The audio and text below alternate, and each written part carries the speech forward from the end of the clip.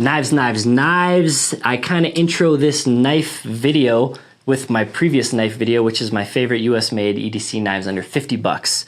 So I'll kind of not do an intro for this and just kind of get into the knives I like. Well, I'll do a mini intro. These are all knives. They're all made in the US, this video specifically. They're very popular knives. They're my favorite knives. They're the knives that I go to when I kind of want a nicer knife to carry around in my EDC. They all kind of have some strengths and weaknesses, and we'll get into them. These are all under 3.5 inch blade length.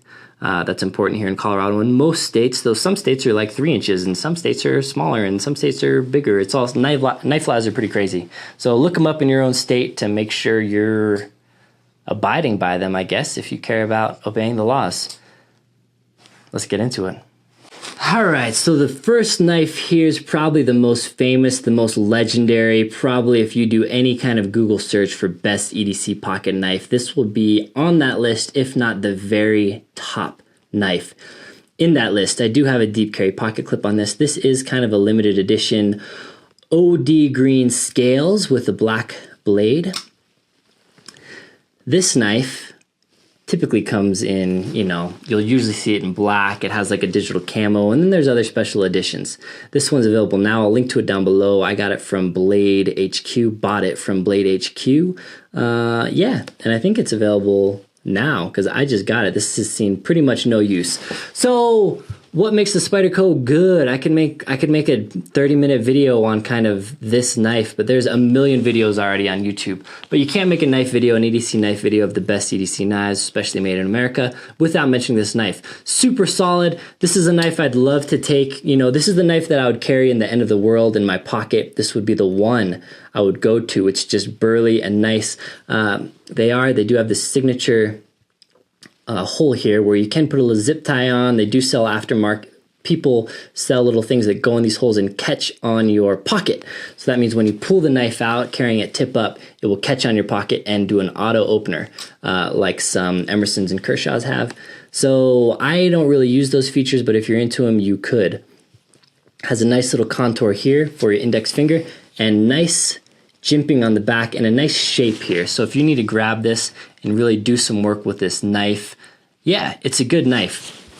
The blade material is S30V. I think all the knives I'm going to be talking about are S30V, except for one I have the limited edition, which is an S90V. I'll get into that in a little bit. Has a full flat grind, so this is a nice knife for, cutting food prep and stuff like that. But yeah, I don't want to talk too long because I have a few more knives to go over. Oh, I guess I'll talk about the closing mechanism. It's like a reverse liner lock, basically, which is nice. So a typical liner lock, you'll be in here with your thumb, which means you need to put your thumb in the, let's see, I have a liner lock. So you need to put your thumb in harm's way, so to speak. So you put your thumb here in the path of the blade when you're closing it, which, won't really necessarily injure you for most people that are comfortable using knives, but it is nice not having to put your thumb in harm's way.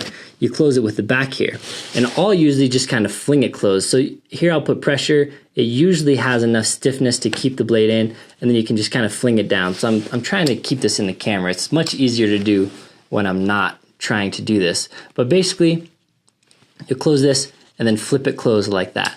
So that's a nice mechanism that's on a lot of Spydercos. That just functions really well. None of these knives I'm going to be talking about are assisted openers. This one, though, has this. You can kind of get your thumb in here. This is how I open it. Man, how am I going to show this on video? And fling it open like that.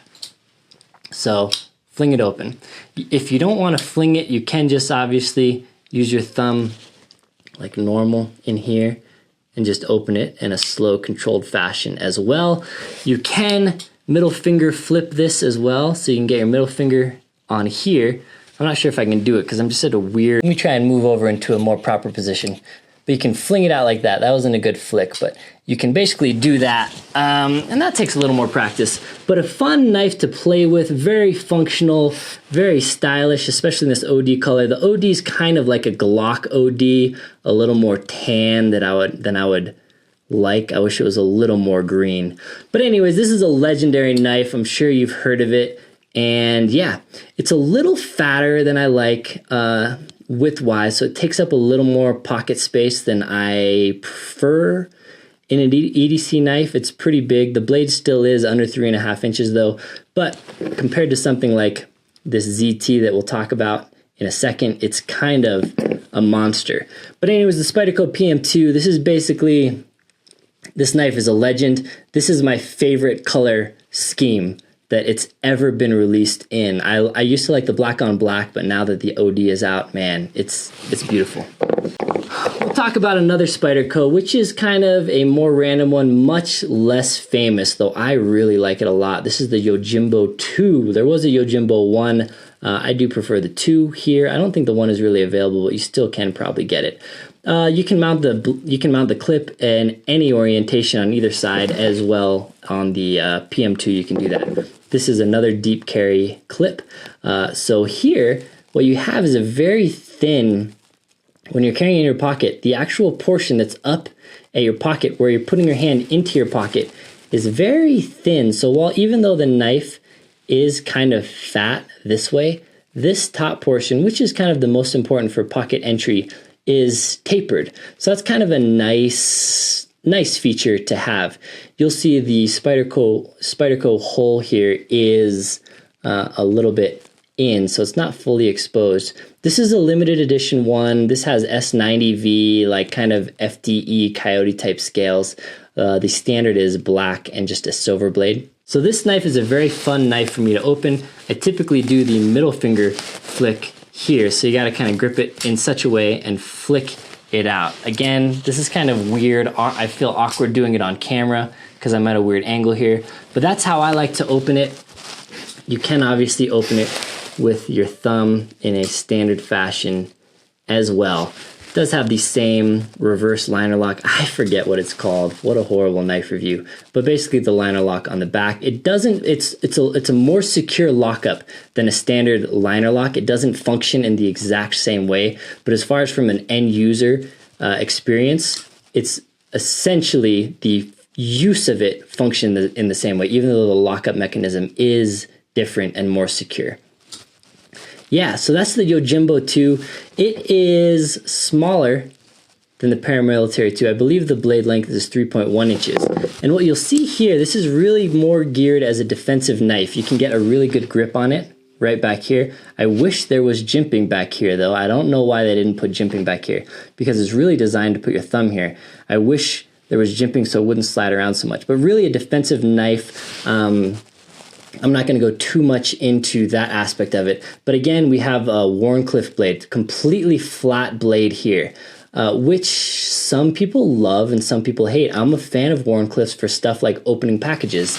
You can get a very precise cut with the tip like that. It's much like opening boxes with the second tip of a Tanto blade. So I do really like this knife. Really wild, really cool looking knife. The cool factor of this knife is just kind of off the charts, but people say that the Wharncliffe blade sucks for an EDC knife, but I think it's great. So it has really good defensive applications. I like the blade personally for EDC uses. Does obviously have a little bit more of a delicate, fragile tip. Opens nice, is fun to play with, beautiful to look at. G10 scales on both of these are pretty standard, grippy enough, but not so crazy that it's going to rip up your pockets. They do have, you can buy different scales as well if you want to change up the color to orange or something like that. Anyways, the Yojimbo, people call it the Yoji 2, another favorite of mine. These are in no particular order, but this next one is a Zero Tolerance. This has S30V steel as well. This is a very elegant, very beautiful knife. It is crazy thin and minimal. It's relatively light. I think it's probably the lightest of the bunch that I'm talking about now. Carbon fiber scales on this side, your standard steel on this side. The pocket clip is not reversible. It is only, you can only carry it tip up, but you can flip it to this side. So that's worth noting. There are no thumb studs on this. Again, very minimal. It has a back flipper style opening, but this is just the smoothest knife. Just opens so fast. It opens with authority, a perfect lockup. Just an awesome awesome knife. This knife and all of these knives comes razor sharp from the factory. This is a pretty standard looking blade, just kind of all around usable and functional. The bearing is just crazy smooth. We do have these posts here, which are this anodized green color, which does add a nice little bit of flare. You can get deep carry for this as well, but I don't have one on this blade right now. Anyways, this is probably, it just feels like a very elegant, very premium knife. Fun to open, very easy. It won't come open in your pocket because to break the closing mechanism does require a fair amount of force, so I don't have any fear of this opening in my pocket. Again, just a beautiful knife, opens like a dream, the smoothest bearing I feel like of any of the knives that I own. Zero tolerance, made in the USA. Again, just an awesome, very small, very carryable knife. Takes up, you know, almost no room in your pocket. This knife, the Sinkovich, is my favorite of all of the ZTs. I feel like a lot of ZTs are kind of big and bulky and built like tanks. This, you know, is also built like a tank, but it's very just slim and elegant. And for an EDC knife, I really appreciate just really small, thin, light, stays out of the way knives like this. Which takes us to my favorite Benchmade. This one's kind of legendary as well. This is the Osborne 942, I believe. This does come in a variety of colors. I would prefer, just like you saw this one, black handles, black blade. I do prefer that over the steel, just, you know, raw steel look. But they do not have the black with the scales with a black blade. They only have this like forest green color with the black blade. So I didn't love the forest green color, but I do like this color. The blade is called a reverse tanto, usable blade shape. I do like the blade shape, very usable. What I like a lot about this knife versus a lot of the Benchmades is how sleek it is. So this is a very easy to carry knife as well. Just like the ZT before it, you can only carry this knife in tip-up configuration, but you can reverse it to the other side. This has the axis lock, which a lot of Benchmade knives do, which is super solid, very nice, kind of fun to manipulate. What happens is the spring tension keeps the blade closed. You see it's at this top position. As you open it, you're defeating the pressure of the spring, and then it locks into place. Very solid, very secure lockup. And then to remove it, you can do one side or two sides. I just kind of do two sides out of habit, and you pull the spring down, though you don't need to do two sides, as you can see here. One side, and then the blade will close. So basically you'll do this and you'll kind of fling it closed, or you'll do this and kind of close it with your finger or something like that. The closure is very secure. Benchmade will send you deep carry clips as well. I do have some of them. I haven't put them on. I don't carry this knife that often. Typically, if I want a smaller kind of premium knife, I will usually opt for the ZT just because I kind of like the carbon fiber. It's a little flashier. I like the all black. But as far as Benchmades are concerned, there are a lot of Benchmade fanboys out there. There's a lot of different models, a lot of legendary Benchmade blades out there. This is one of them, the Osborne. My favorite of the Benchmades, just because, again, it's very small and light and minimal. This also has green spacer type posts, like the ZT. So a lot of similarities between this and the ZT as far as kind of the things I like about them. The handle's very comfortable. There is some jimping here in the frame, none on the blade though. So has a nice grip here, comfortable in the hand. And yeah, just an all around a very solid, good lockup. All of these knives, I haven't mentioned it, but just they're all very solid lockup. The blades are all, for the most part, very centered in the handle as well. So yeah, those are kind of the four of my favorite knives here that are made in the US, kind of more high-end. The Paramilitary 2, I believe, is around $150. This is a special edition, so it's more expensive, but the regular black edition of this, I think you can usually have it for around $125. Benchmade and the ZT typically, I think, are around $170 for either of those. So anyways, yeah, this is kind of, the PM2 is the knife that you're gonna wanna take in a battle in the end of the world. The Yojimbo's probably the best defensive knife of the bunch due to its blade shape, style, kind of philosophy of use, though I do really like the Wharncliffe blade for an EDC knife. I think it comes in, this very sharp tip comes in handy.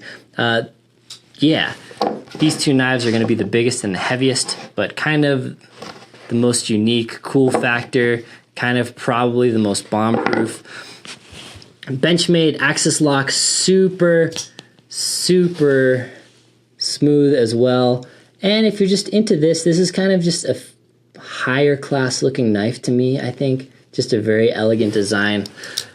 Very great to carry. If I'm worried about pocket space and comfort, I'll probably opt for one of these two, obviously, because they're smaller and lighter and smoother. These are a little more grippy with the G10s.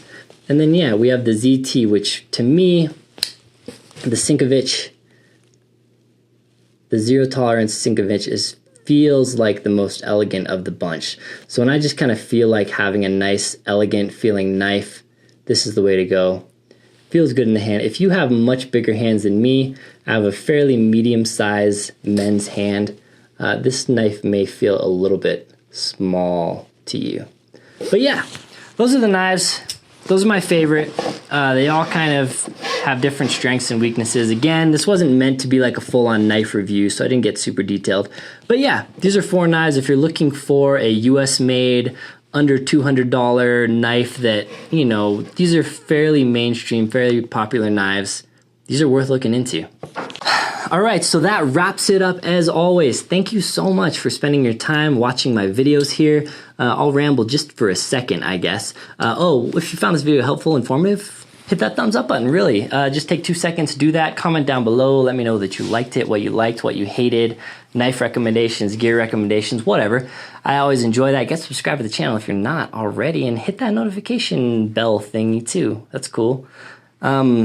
Yeah, it's getting late here. As always, I usually make my videos late at night when I probably should be sleeping or something. But tonight, yeah, so we're getting into the rambling now. So we're done talking about knives. I'll put this down so I don't freak you guys out by playing with knives in front of the camera. Tonight I did an Instagram live. It was my first one I ever did. It was just random off the cuff. I was building an AR 9mm, kind of just had some time where I could put my cell phone in front of me and answer some questions. So let me know, were you on that live? Were you on that live video? I don't know the crossover between my Instagram fans and my YouTube fans. If you don't follow me on Instagram, I'm at Last Line of Defense, all one word over there. I post a lot of cool photos. You'll get kind of before peaks of stuff I'm gonna be reviewing in the future on YouTube. So if you want to see pictures of that or insight on things or whatever about things that I'll probably make videos on, you'll probably want to get subscribed to follow my Instagram channel, and also on Facebook as well. I do put those links down in the video descriptions down below. Anyway, what I was getting at was I did an Instagram live, and it was just kind of like basically a big Q&A session where I was doing stuff. I was building my Angstat 9mm, putting all the lower parts in. And while I was doing that, I was just kind of interacting with you guys, and it was kind of cool. It was kind of neat. There wasn't a ton of people. Some people were like, you need to announce this ahead of time, blah, blah, blah. And I thought that might be a good idea. I don't think I'll ever get into, sorry, my dog's barking. I don't think I'll ever get into a routine where I'm going to do it like every Thursday or something, just because I don't have time and my schedule's too sporadic for that. Hopefully he'll stop barking.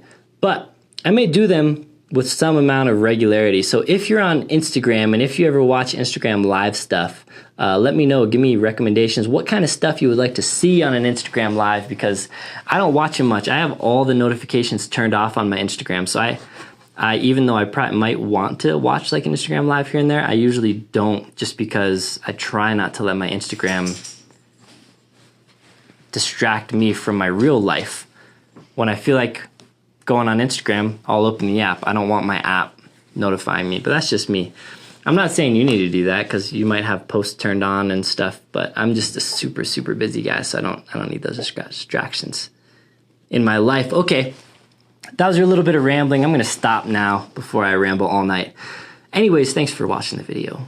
As always, guys, I got a lot of content, that requires more filming and more thought and more editing. So I just wanted to whip out this quick video on some knives, because it's easy to make, and I'm trying to do videos every week. So yeah, get subscribed, because I try to do videos every week. All right, man and woman, and whatever. Take care.